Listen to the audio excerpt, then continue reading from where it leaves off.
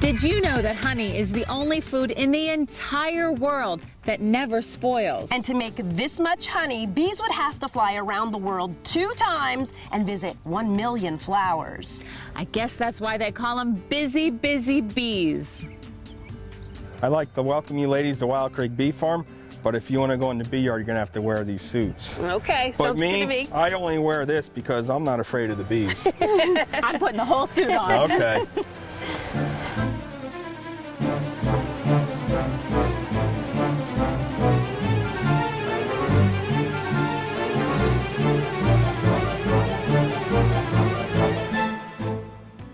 Chris Maxwell owns Wild Creek Bee Farm. He started with just a few hives about 9 years ago, and by this fall, he hopes to have almost 500.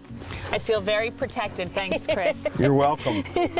Bees leave off, it's called an alarm pheromone, and it smells like bananas. And when there's an intruder that goes into the hive, the bees give off that scent, and it causes them to want to protect the hive by stinging.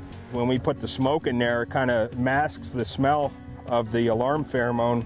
Ladies, this is one of our bee yards. I just want you to know to be calm, the bees are gentle, and we don't want you to be nervous. So we're gonna go in here and we're gonna check out a queen. Okay. I'll try not to be nervous. It's an awful lot of bees. Yes, it is.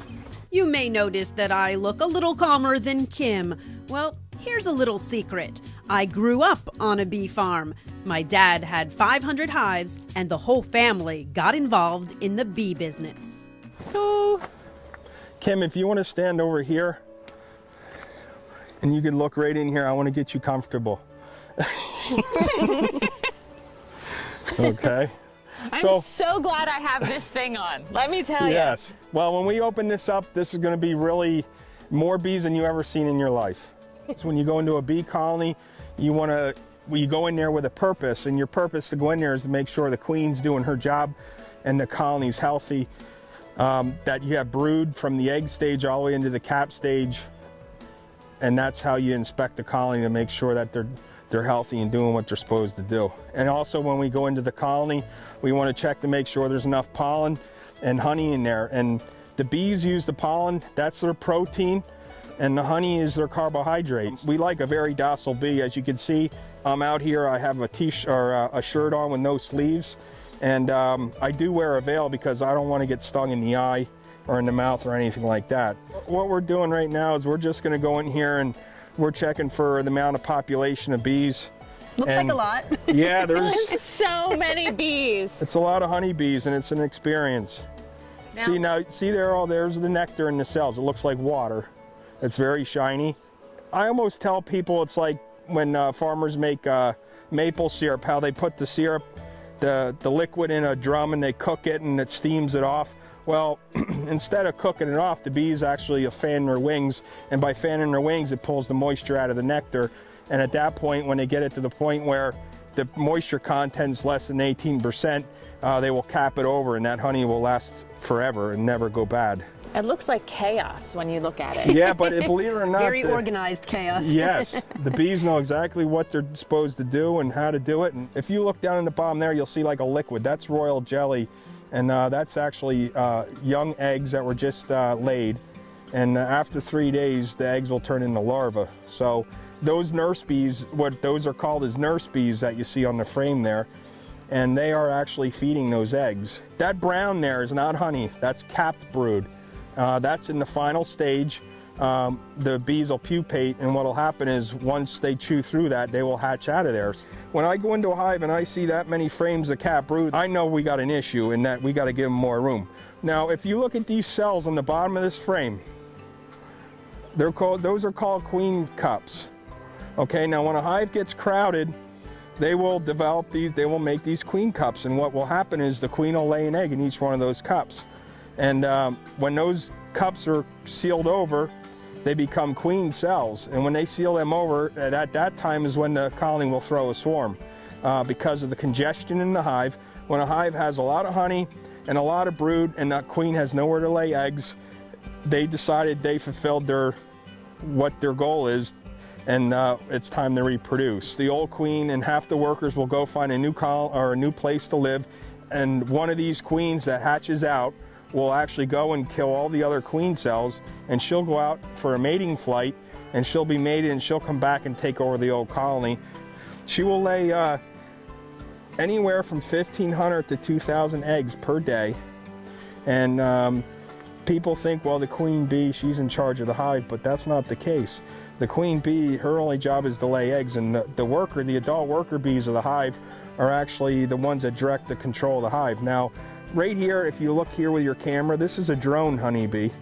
That's a male honeybee. He's much stronger flyer than the workers are and the queen. He's right there. He's got silly looking eyes. He's fat. Yes. He's fat and hairy. Yeah. Yes. Their only purpose of the drone is to actually mate virgin queens. They're kicked out of the hive in the fall because they do not groom or clean the hive. They do not collect honey. They eat a lot, right? Yes, they eat a lot and they hang out. There's the queen. Oh, I see her with the big green. She has the green dot on her at the bottom of the frame. Now, she's the queen there. You can see she's about double the size of the other bees. Why does she have a green dot? I mark my queens every year. It's a known thing to do in the beekeeping industry. By marking the queens, every year we change the color. So by me marking that queen, that'll tell me how old she is by the color. So she's green, she's 2014 queen. 5-6 years from now, if I go back and she's green, I know that I got a queen that survived 5 winters here in the Northeast. Everybody says, oh, you know, it's all about the honey, but in reality, if we lose the honeybees, we lose a third of the food we eat. There's a lot of things that go into the bee loss. It's called colony collapse disorder. People haven't heard a lot about it lately, but it is a big problem still. We're losing about 30% of our hives every year, and we got to split our hives and raise more queens to try to keep going. A lot of the factors is you know, commercial agriculture with the pesticides are a big factor. Loss of forage, which would be flowers for the bees. A lot of people see wildflowers like you see in my bee yard here, and they consider them weeds. Well, they're not weeds. They're a very important food source to the honeybees. All right, let's close it up. Yes. I understand now. Yep. Let's go extract some raw honey. This is raw honey. People say, well, what's raw? You know, a lot of people get skeptical. By eating raw honey, you're getting the benefits of the pollen and the enzymes, natural enzymes that are in the honey. So raw honey tastes a lot better than processed honey, which is heated. What you see over top of those cells is wax. The whole thing is wax. When they build the cells, I don't know how the bees do it, but every cell is perfectly hexagon, has 6 sides. This is a hot knife, an uncapping knife. You take this knife and you set it on the wood part of the frame, and we slowly, you'll see it melt as we go down, and you just like saw back and forth a little bit as you go, and that will actually melt all those cappings off the frame. And behind it, underneath it, is what we see is the raw honey that the bees produce. Now everybody says, well, why do bees, you know, what do the bees do with the honey? And they eat it, of course. Yeah, but I've had that question. You know, what do they do with the honey? It's like that's their food. So what we call this is a capping scratcher, and we go through here and we scratch what we didn't get with the knife. You can see the honey running down. Yep. That's actually liquid wax. Kim, you're doing a heck of a job there. Yeah, if you want to hold on to that, we'll just scratch this a little bit. It's been a long time since I've used an electric knife. Well, I know that when I did this, I was moving pretty fast when I was a kid because I was just trying to get my chores done. Yeah. And over here is our extractor. Now what we do is we set this frame vertically down in the tank. We're going to turn this on, and this will start spinning. We got to start it slow.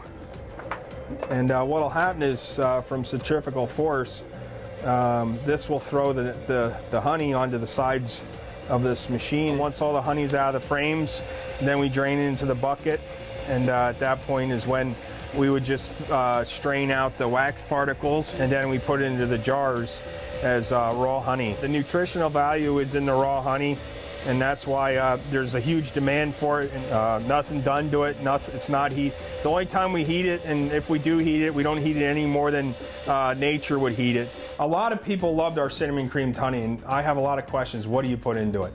And all it is raw honey and cinnamon. This is our creamed honey, and just scoop that into there. Now look at how that looks. That looks excellent. Fantastic, yeah. Yeah, it looks like I want to eat it Yes. right away. The darker the honey, the healthier it is for you, is the golden rule. All right. Use your power tool skills. Yeah, that's... I'm backing up. That'll take about a week or two to solidify and to start to crystallize into the creamed honey texture. This is just ground powdered cinnamon. That's very healthy. It's raw honey with powdered cinnamon, and them two mixed together makes a very healthy concoction. This will become thick that you'll need a knife once it hardens up and thickens up. Yum. Mm-hmm. For the honeybee's sake and the butterflies and all of our pollinators, plant wildflowers that are native to this area that are not treated with what we call systemic pesticides. A lot of growers now are actually soaking the seeds and genetically modifying the seed that they could soak it in pesticide, and when the flower comes and it germinates, the chemical goes into the roots and it's in the pollen and it's in the nectar. So the honeybees and the butterflies are going to these flowers thinking they're doing what they're supposed to be doing, and what they're doing is they're getting themselves a deadly concoction of chemicals. Beekeeper Chris Maxwell wants you to remember how important our pollinators are to our food supply. He's giving one lucky viewer a jar of his cinnamon creamed honey. I've tried it, it's amazing. Just go to our July album on Facebook and tell us your favorite part of this segment for your chance to win. Good luck. We'll be right back. Get ready for a leisurely trot down the happy trails.